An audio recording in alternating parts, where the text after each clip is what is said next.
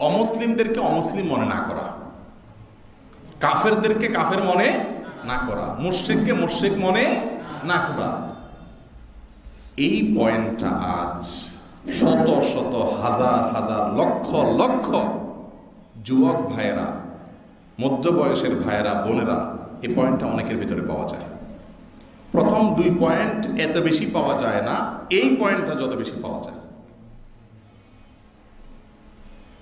আরে সব ধর্মই ঠিক, সব ধর্মই ভালো, সব ধর্মেরই গন্তব্য এক, পথ এক একটা আর কি, এ ধরনের কথা অনেকে বলে না। এই যে গোলালু মার্কা বিশ্বাস, আল্লাহকেও বিশ্বাস করে, আবার বলে যে ধর্ম কোনোটাই খারাপ না, সবগুলাই আসলে একই। এই মূর্খতা, এই জাহালাত ঘরে ঘরে আমাদের অনেক মুসলিম ভাইদের মধ্যে আছে। তিনি জানেনও না তার এই বিশ্বাসের কারণে ঈমান আগে থেকে থাকলেও এই বিশ্বাস যখন আসছে তখন তিনি বেঈমান হয়ে গেছে। কাফেরদেরকে কাফের মনে করতে হবে। তারা কি জান্নাতে যাবে না জাহান্নামে যাবে? অনেক অমুসলিমের মৃত্যুর পর আমাদের অনেক ভাই বোন লেখে RIP, রেস্ট ইন পিস, জান্নাতে গিয়ে আরাম করো। বাহ, জান্নাতে গিয়ে আরাম করো বলতেছে কাকে?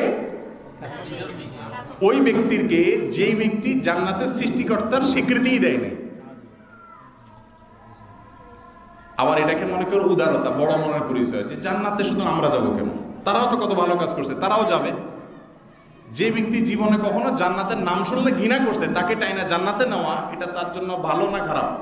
তার প্রতি অবিচার, ঠিক না বেঠিক? যে লোকটা জান্নাতকে বিশ্বাসই করে নাই, আল্লাহকে বিশ্বাস করে নাই মানে জান্নাতও বিশ্বাস করে নাই, ঠিক না বেঠিক? যে আমার জান্নাতকে বিশ্বাসই করে নাই সারা জীবনে, যদি কাছে জীবদ্দশা বলা হয়তো ভাই চলেন আপনাকে জান্নাতে নিয়ে যাই, সে রাগ করতো। অমুসলিম হলে রাগ করতো কিনা? তো জীবদ্দশাতে জান্নাতে নেওয়ার কথা বলে রাগ করতো। বেচারা মারা যাওয়ার পরে তাকে টাইনে আপনি জান্নাতে নিচ্ছেন, আপনি মনে করছেন উদারতা দেখাচ্ছেন, আরে আপনি তো তার প্রতি অবিচার করছেন, ঠিক না বেঠিক বলেন? ভাইরা আমার, কিছু মানুষ আমাদেরকে উদারতার সবক দেয়, বলে যে হুজুরদের মনগুলা সব ছোট, সংকীর্ণ মনা এরা, আসলে এদের উদারতা নেই। একটা অমুসলিম, তার ব্যাপারে আমরা ব্রডনেস রাখলে সমস্যাটা কোথায়? আমি বলি যে আপনার বউয়ের ব্যাপারে আপনি কিন্তু ভাগ বসাইতে বলবেন না কাউকে। আপনি মানিব্যাগের বেলা বুঝেন এটা আমার মানিব্যাগ, আপনারটা আপনার, বউ আমারটা আমার, আপনারটা আপনার, পরিবার আমারটা আমার, আপনারটা আপনার, এগুলো খুব ভালো বোঝেন। রাষ্ট্র আমাদেরটা আমাদের, পাকিস্তান এটা পাকিস্তানিদের, এটা আমরা বুঝি না ভালো? এইসব জায়গায় কি আমরা উদারতা দেখাই? আমাদের স্বাধীনতা দিবসে পাকিস্তানিরা যদি এসে আমাদেরকে উইশ করে যে তোমাদের স্বাধীনতা সুসংহত হোক, তোমরা লক্ষ লক্ষ শহীদের বিনিময়ে স্বাধীনতা অর্জন করেছো, ধরে রাখার চেষ্টা করো, পাকিস্তানি কোনো নেতা এসে যদি বক্তব্য দেয়, সেটাকে পৃথিবীর কোনো মানুষ উদারতা হিসেবে দেখবে? এটা তো খুব ভালো বুঝি, মাশাআল্লাহ।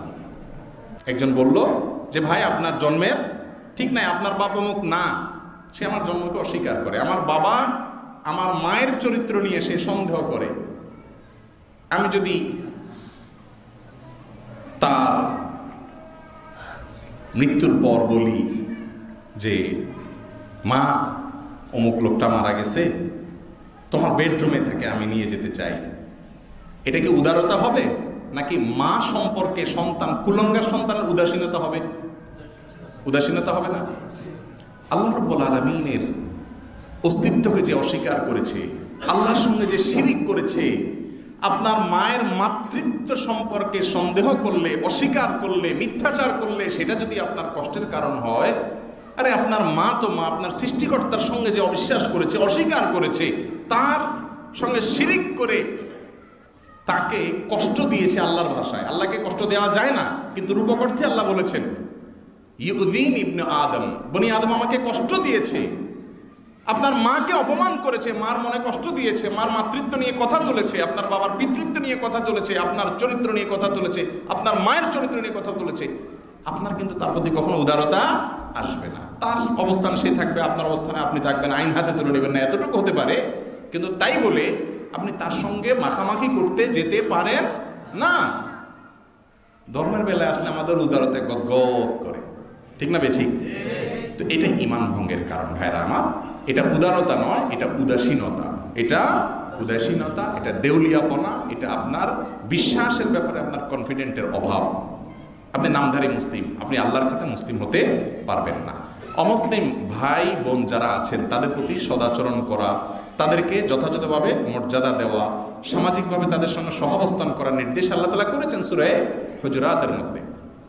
আল্লাহ ইরশাদ করেছেন, লা ইয়ানহাকুমুল্লাহু আনিল্লাযীনা লাম ইউকাতিলুকুম ফিদ-দীন ওয়া লাম ইউখরিজুকুম মিন দিয়ারিকুম আন তাবাররুহুম ওয়া তুকসিতু ইলাইহিম ইন্নাল্লাহা ইউহিব্বুল মুকসিতিন। আল্লাহ রাব্বুল আলামিন তোমাদেরকে নিষেধ করেন না অন্য ধর্মের মানুষ অমুসলিমদের সাথে সদাচরণ করতে। আল্লাহ নিষেধ করেন না, বরং সদাচরণকারীকে আল্লাহ তাআলা ভালোবাসেন। যদি তারা তোমাকে তোমার দেশ থেকে বের করে না দেয়, ধর্মযুদ্ধ তোমাদের উপরে চাপিয়ে না দেয়, শান্তিপূর্ণ সহাবস্থান করে, তাহলে তাদের সাথে দুরাচরণ না করে ভালো আচরণ করতে আল্লাহ কি করেন না? নিষেধ করেন না।